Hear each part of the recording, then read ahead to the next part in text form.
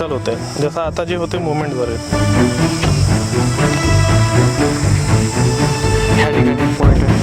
या ठिकाणी पण तेवढं हे नाही, डिफ्लेक्शन नाही आता तुमचं हाल होत राहते. आता बघा हे फ्रिक्वेन्सी आपण घेतलेलं आहे इथून. हो, बघा या पॉईंटवर ही मशीन रोटेट झालेली आहे. तर इथे एक पॉईंट आहे असं आपण धरू शकतो, इथे एक पॉईंट आहे असं आपण म्हणू शकतो.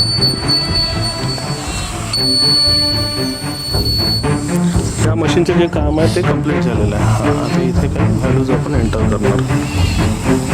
क्लायंट नेम आहे, पाहू शकता आपण सरळ ह्या ठिकाणची जी रिपोर्ट आहे ते सरांच्या फोनवर गेली आहे. काळ्या दगडामध्ये पाणी लागण्याचे चान्सेस कमी राहतात, पण पांढऱ्या दगडामध्ये जर लागला तर त्याच्यामध्ये पाणी जास्त मिळतो, असे बरेच ठिकाणी म्हणत असतात.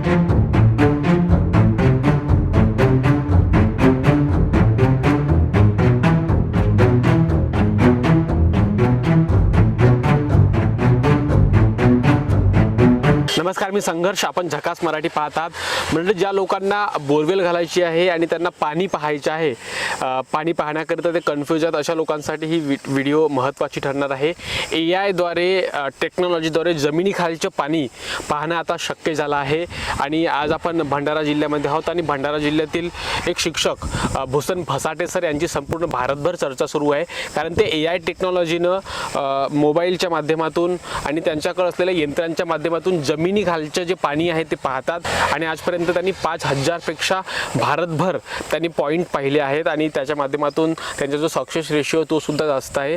त्यामुळे कशा पद्धतीने ते ह्या AI टेक्नॉलॉजीने जमिनी खालचं पाणी पाहतात ते आपण जाणून घेणार आहोत. आणि त्यांचा फायदा कशा पद्धतीनं सर्वसामान्य लोकांना झाला आहे ते आज आपण जाणून घेणार आहोत. आपण एका शेतामध्ये आहोत आणि या शेतामध्ये प्रॅक्टिकली आपण कशा पद्धतीनं पाणी लागतो, कशा पद्धतीनं ते यंत्रांच्या माध्यमातून काम करतात, ते यंत्रांच्या विषयी माहिती सुद्धा आज आपण जाणून घेणार आहोत.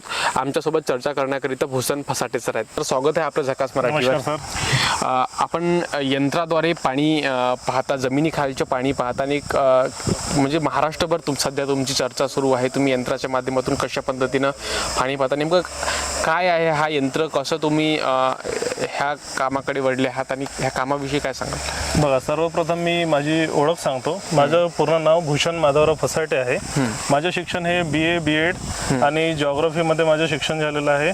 कोरोना काळामध्ये जे सुट्ट्यांच्या कालावधी होता तेव्हा मी डिप्लोमा केलेला आहे हायड्रोजिओलॉजीमध्ये.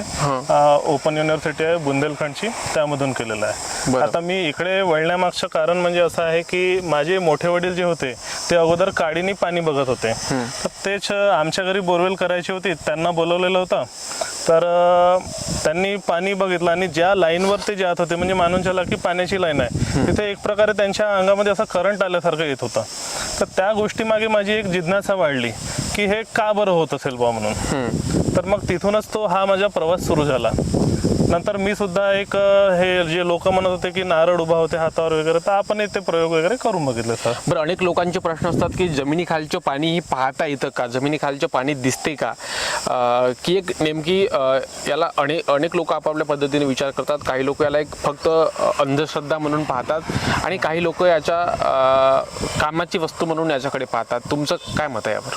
बघा, जमिनी खालचं जे पाणी आहे ते बघता येतेही आणि नाही पण येत, पण ते किती % बघता येते त्याच्यावर डिपेंड करते. आता आपण ज्या पारंपरिक पद्धती आहे, नारळ म्हणा, गोपणी बघतात कोणी ती काडी घेतात, काडी गोल फिरते म्हणजे असते. ऍक्च्युअली हे काय आहे, जमिनीच्या खाली खूप साऱ्या अशा स्ट्रेंथ, खूप सारे एनर्जी असे प्रवाह करत राहतात. फॉर एक्झाम्पल जसा आपण कंपास पकडला, एक कंपास मध्ये काय होते, नॉर्थ आणि साऊथ पोल कडे ते ऑटोमॅटिक डायरेक्ट करते. तर ही एक प्रकारे एनर्जी आहे. अशी जमिनीच्या खालून खूप सारे एनर्जी आहे, त्याला आपण म्हणतो जिओपॅथिक स्ट्रेस एनर्जी. तर ही आपण कॅप्चर करण्याच्या ह्या बाकी मशीनद्वारे वगैरे प्रयत्न करतो.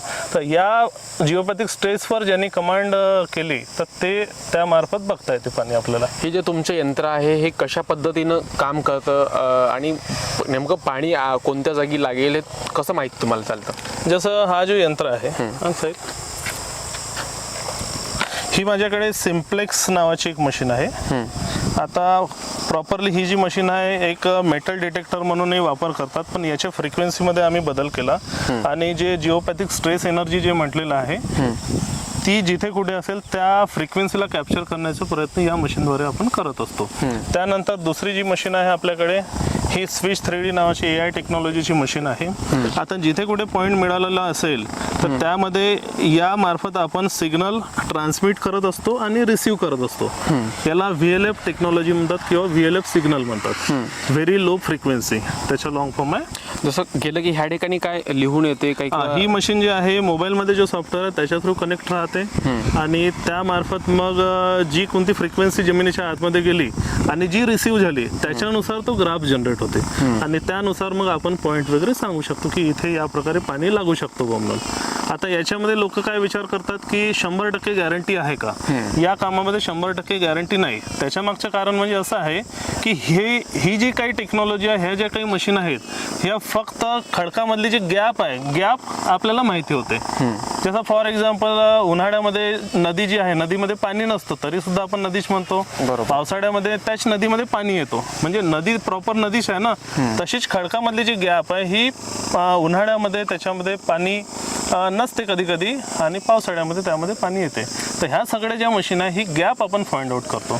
आपण आतापर्यंत या मशीनद्वारे किती बोरवेलचं पाणी पाहिलं आणि सक्सेस रेशो काय आहे? आतापर्यंत माझे जे सर्वे झालेले आहे 4728 सर्वे झालेले आहे. बरं. त्याच्यामधून एक 17-18 फेल गेलेले आहेत, म्हणजे तिथे पाणी नाही लागला, असे काही झालेले आहेत. काय शेतकऱ्यांच्या, जसं तुम्ही या मशीन घेऊन तुम्ही लोकांपर्यंत जातात, शेतकऱ्यांमध्ये काय उत्सुकता आहे, त्यांचं काय म्हणणं आहे? आपण शहरी भागामध्ये सुद्धा आपण चेक करतो. शहरी भागामध्ये आमचे जास्त सर्वे होतात, जनरली प्लॉटचे सर्वे जे असतात आणि आम्हाला बोलवणारे जे असतात की ज्यांचे फेल गेलेले आहेत. जसं आता त्या दिवशी एका ठिकाणी गेलो, 17 बोरवेल त्यांचे फेल होते. त्याच्यानंतर आपण काही पॉईंट दिलेले आहे त्याच्यामध्ये त्यांना पाणी लागलेलं आहे. आता ज्या शेतामध्ये आहो यांचे सुद्धा 2 बोरवेल फेल गेलेले होते. आता इथे जो पॉईंट दिलेला आहे तिथे त्यांना पाणी लागलेलं आहे, म्हणजे ज्यानुसार आपण रिपोर्ट दिली त्यानुसार ते मॅच झालेलं आहे पाणी. लोक ह्या टेक्नॉलॉजीला एक्सेप्ट करत आहेत भंडाऱ्यामध्ये? हो, करत आहेत ते सर्व.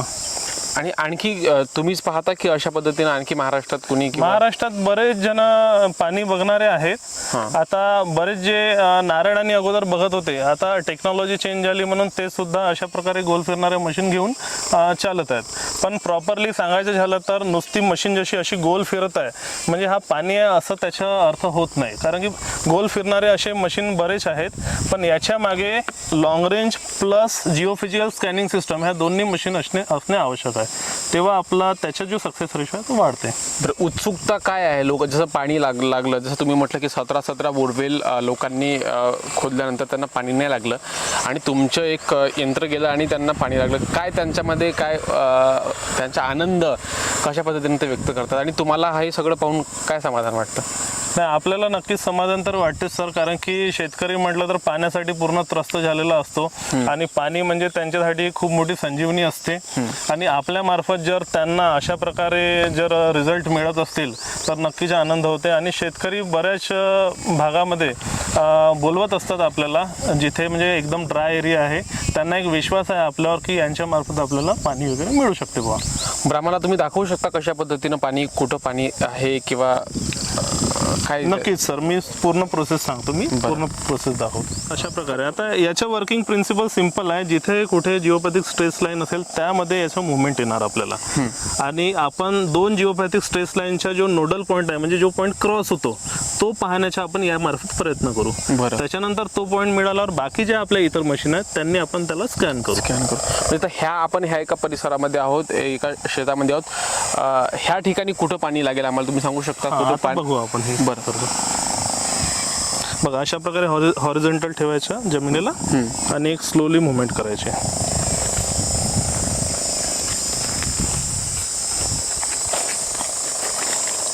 बघा, एक मुवमेंट आलेला आहे ना. बरं, याला क्रॉस चेक करू आपण परत की तिथे काही आहे का मुवमेंट.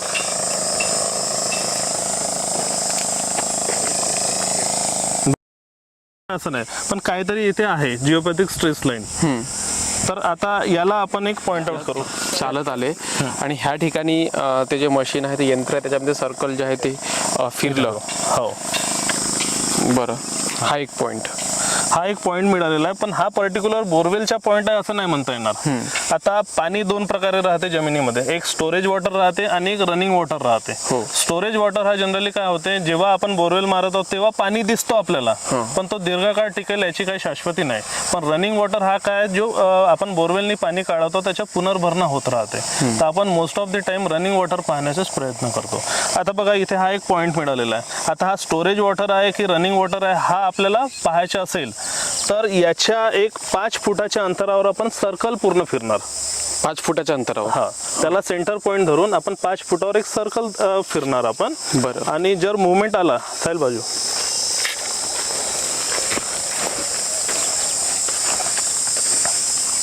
बघा इथे मुवमेंट आलेला आहे. म्हणजे काय झालं, तो एक पॉईंट मिळाला आणि हा एक पॉईंट. म्हणजे आपण अशा प्रकारे गृहीत धरू शकतो की अशा प्रकारे एक लाईन गेलेली आहे. आता याच लाईनला समोर कॅप्चर करू आपण. बरं, एक वाहिनी आपण ह्या ठिकाणी आत असू शकते, वाहिनी असू शकते असं आहे, आपण गृहीत धरू शकतो. पण ते केव्हा आपण व्हेरीफाय करणार, जेव्हा बाकी मशीन वगैरे लावल्यावर आपल्याला ते जे काही पॅरामीटर सिग्नल मिळतील तेव्हा आपण, म्हणजे एकाच यंत्राद्वारे तर तुम्ही क्रॉस चेक करण्यासाठी 2-2, 3-3 यंत्र या ठिकाणी वापरता. यंत्र आपण यामध्ये वापरतो. बरं, जसं बघा आता या पॉइंटला आपण या साईडने करू. आता बघा इथे मुवमेंट आली. हो बघा, तो एक पॉईंट होता, हा एक आणि हा, म्हणजे अशा प्रकारे आपण म्हणू शकतो कशी सरळ म्हणजे एक वाहिनी गेलेली असणार. बरं. आता दुसरी गोष्ट ही, आता सिंगल वाहिनी झाली, आपल्याला काय पाहिजे, क्रॉस पॉईंट पाहिजे, म्हणजे डबल व्हेरिफिकेशन होईल. तर याला पॅरलल धरून आपण सरळ याच मशीनच्या द्वारे बघू, आपण याच यंत्राद्वारे. ओके.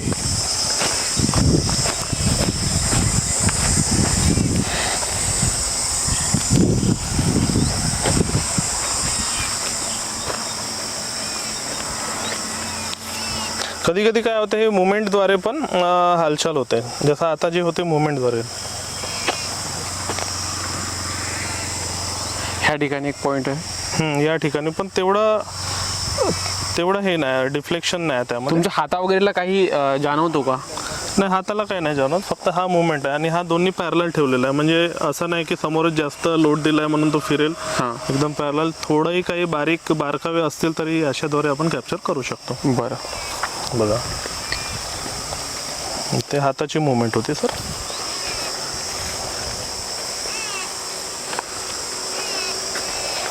ह्या ठिकाणी हा बघा इथे एक मुवमेंट आलेली आहे, म्हणजे मानून चला तो जसा पॉईंट मिळालेला होता तसाच हा सेम पॉईंट आपल्याला इथे मिळालेला आहे. आता सेकंड ऑप्शन काय राहील, आपण या पॉईंटच्या समोरून 5 फुटावर आपण सर्कल फिरणार की हा कोणत्या बाजूला ती लाईन चाललेली आहे. बरं. आता उन्हाळ्याचे दिवस आहेत, पाण्याची पातळी कमी झाली, ह्या वेळेवर काही कमी म्हणजे पाणी लागण्याचे प्रमाण कमी राहतात काय? हा, या वेळेवर पाणी लागण्याचे प्रमाण कमी असतात, कारण की वरच्या लेवलचे जे झरे म्हणू आपण ते पूर्णपणे ड्राय झालेले असतात.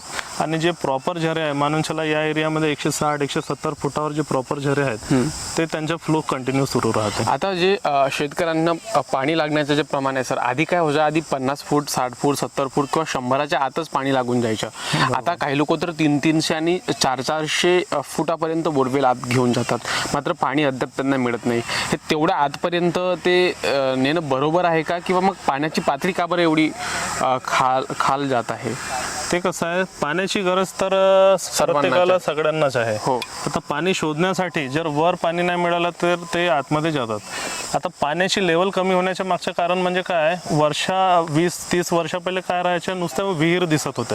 विहिरींची डेप्थ किती राहायची, नियर अबाउट 30 ते 40 फूट तिथपर्यंत. आणि बोरवेलची डेप्थ किती राहते, 100-200-300 पर्यंत राहते.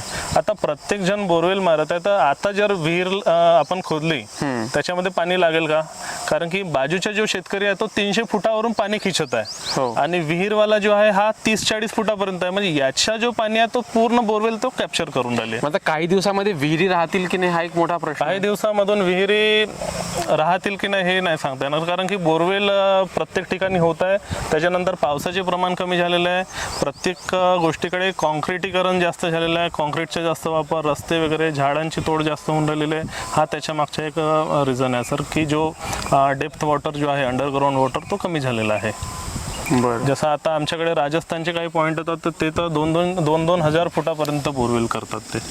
2,000 फुटापर्यंत 2,000 फुटापर्यंत. आता माझ्याकडे क्लायंट आहे, मी ऑनलाईन पॉईंट सुद्धा देतो. तर त्यांना गाईड करत राहतो मी कुठे पॉईंट मारले पाहिजे वगैरे. तर ते त्यांची जी डेप्थ आहे ती 2,000 फुटापर्यंत आहे. हा एक विचार करण्यायोग्य विषय आहे. पण की याकडे कोणाचे सगळे लोक पाण्याची एवढी भूक आहे, पण याच्याकडे कोणी लक्ष देत नाही, कोणी याचा साधा विचारही करत नाही. तेच तर, म्हणजे येणारा काळ कसा राहील म्हणून हेच सांगतो आपल्या चॅनलच्या मार्फत की जे कोणी बोरवेल मारत असतील तर त्यामध्ये रेन वॉटर हार्वेस्टिंग करणे कंपल्सरी आहे.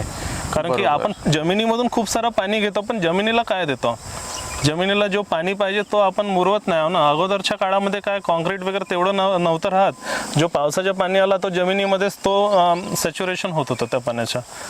वाढत्या सिमेंटीकरणामुळे हे सगळे यस, आपण हा जो काही पाऊस वगैरे पडतो तो सरळ पूर्ण वाहतच जातो पाणी, तो कुठे जमिनीमध्ये मुरत नाही, जमिनीला तो पाणी मिळत नाही. म्हणून हे त्याच्या मागचं हा एक खूप मोठा कारण आहे. आपण पॉईंट काढला सर नेमकं बघा, हा जो मगाशी पॉईंट काढला ना, या पॉईंटला क्रॉस होणारी लाईन आपण शोधत होतो, जे की आपल्याला कुठे मिळालेली आहे, ह्या पॉईंटला मिळाली, जे की लाईन जी आहे या दरम्यान मिळालेली आहे. बरं. आता तिथे एक लाईन मिळाली आणि इथे एक, तर ही जी आहे अशी कंटिन्यू चालली आणि म्हणजे याचा नोडल पॉईंट जो आहे हा एवढ्यात येणार असं आपण गृहीत धरू. एक तिकडून येत आहे आणि एक इकडून जात आहे आणि त्याचा जो क्रॉस होऊन राहिलेला ह्या बाजूला होऊ शकते. आता आपण तिथे प्रॉपर चेक करू की खरंच क्रॉस होत आहे का. आपण पाहू शकता कशा पद्धतीनं बघा, इथे मुवमेंट आलेला आहे, म्हणजे इथे क्रॉस झालेला आहे, इथं क्रॉस झालेला आहे. म्हणजे आपण हा एक पॉईंट पाहिला, आपण पाहू शकता ती बॉटल त्या ठिकाणी मांडली आहे आणि एक पॉईंट आपण त्या बाजूला पाहिला आणि तिथून मग आता हे दोन्ही जी वाहिनी आहे ते क्रॉस होऊन ह्या ठिकाणी पुन्हा यंत्राने हालचाल केली आहे आणि ह्या ठिकाणी दोन वाहिन्या येऊन ह्या ठिकाणी क्रॉस होऊ शकतो असं यांचं मत आहे. आता हे जे चेक केलं ही प्रायमरी स्टेप होती, म्हणजे आपण पारंपरिक पद्धत म्हणू, पण याला आता मशीन लावली का मशीन नाही. आता आपण प्रॉपर मशीनचा वापर करणार की खरंच ह्या लाईन मध्ये किती जिओपॅथिक स्ट्रेस व्हॅल्यू आहे. VLF नुसार आपण चेक करू की इथे खरंच म्हणजे पाण्यासंबंधी आहेत का काही घटक काही मिळतील का, ते सर्व चेक करणार आपण. बघा आता ह्या यंत्राचं नाव काय सर? आता ही जी मशीन वापरत आहोत सिम्प्लेक्स कंपनीची मशीन आहे. ऍक्च्युअली ही मेटल डिटेक्टर मध्ये काउंट होते, पण याची जेव्हा आपण फ्रिक्वेन्सी वाढवली तर पाण्यासाठी आपण या मशीनचा वापर करू शकतो. अशा प्रकारे ही मशीन ऑन होते. ही कॉईल लावलेली आहे.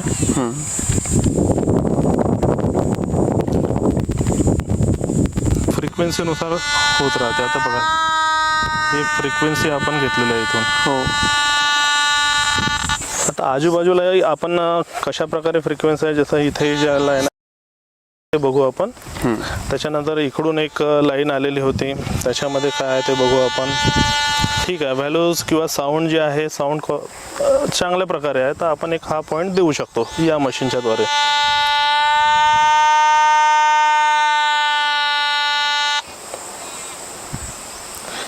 जी व्हॅल्यू पाहिजे होती आपल्याला पाण्यासंबंधी, तर ती व्हॅल्यू इथे आहे. आता परत जी तिसरी मशीन आहे त्या तिसऱ्या मशीनने आपण याला क्रॉस चेक करणार.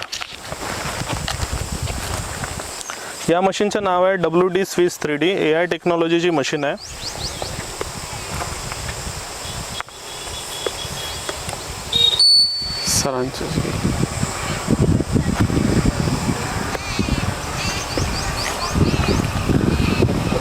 कनेक्ट करतो. इथे फ्रंट रेंज आपण 500 मीटर ठेवलेली आहे. डेप्थ जी आहे 200 मीटरची ठेवलेली आहे आणि ही मशीन आता ऑन केली आपण. मगाशी ज्या लाईन बघितलेल्या होत्या त्याच लाईनवर या मशीनचं मुवमेंट आहे का बघणार आपण. बघा, त्या लाईनवर हा या मशीनचं मुवमेंट आलेलं आहे. आता ही लाईन कंटिन्यू गेलेली आहे का ती या मशीनद्वारे बघू आपण. बघा, ती लाईन कंटिन्यू इथे गेलेली आहे आणि त्या पॉईंटचा जर विचार केला तर तिथे ही रोटेट होणार मशीन. बघा, या पॉईंटवर रोटेट झालेली आहे मशीन. एक बघा, या पॉईंटवर ही मशीन रोटेट झालेली आहे. तर इथे एक पॉईंट आहे असं आपण धरू शकतो. इथे एक पॉईंट आहे असं आपण म्हणू शकतो. आता याच पॉईंटनुसार आपण जे मगाशी सांगितलं VLF टेक्नॉलॉजी, तर फ्रिक्वेन्सी ट्रान्समिट करून एक ग्राफ आपण जनरेट करणार. आता तो जो दुसरा येऊन जा. ह्या ठिकाणी जे याचे जे फिरण्याची जी गती आहे ती खूप जास्त होती. कारण की तो नोडल पॉईंट असल्यामुळे ती आपल्याला ते रोटेशनमध्ये आपल्याला फरक जाणवला. आपण क्रॉस घेतला, दोन वाहिरे ह्या ठिकाणी क्रॉस होऊन ह्या ठिकाणी पाणी लागू शकतं, म्हणजे इथं मोठं शुअर नाही आपण शोर नाही आतापर्यंत. हा, जोपर्यंत आपण ग्राफ जनरेट करणार नाही, अजूनही आपण ग्राफ जनरेट केलेला नाही. हे आवाज कशाचे? आवाज म्हणजे या मशीनचे जी फ्रिक्वेन्सी ट्रान्समिट आणि रिसीव्ह होत आहेत त्याचा हा आवाज येत आहे. बरं, आता बघा प्रॉपर आपण ती मशीन कनेक्ट केलेली आहे व्हाया ब्लूटूथ थ्रू. तो एक सॉफ्टवेअर आहे त्याच्या. आता मी ओके की प्रेस करणार, बघा आवाजमध्ये चेंज झाला. रिपोर्ट जनरेशन, इथून सिग्नल जे आहे ते तिकडे ट्रान्समिट झाले. हां,